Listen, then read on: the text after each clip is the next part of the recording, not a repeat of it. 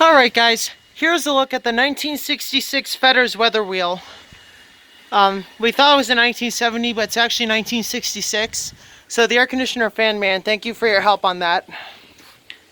Here's a look at the fan motor to start off the video. Nice little four-bladed fan right there.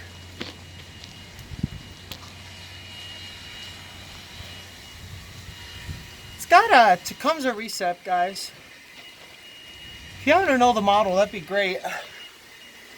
Here's a look at the condenser. This one is it's a 4-layer condenser, so there it is. Here's a look at the Tecumseh AJ, I think it's an AJ recip.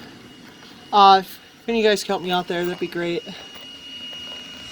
Yeah, there's the start box, terminal run. So yeah, so you can see the model. Alright, maybe we can, maybe we can't, I don't know. I really can't. Alright guys, that's going to do it for the Fetters. If you guys have any questions, drop a comment down below. And so yeah, that's a 1966 Fetters weather wheel.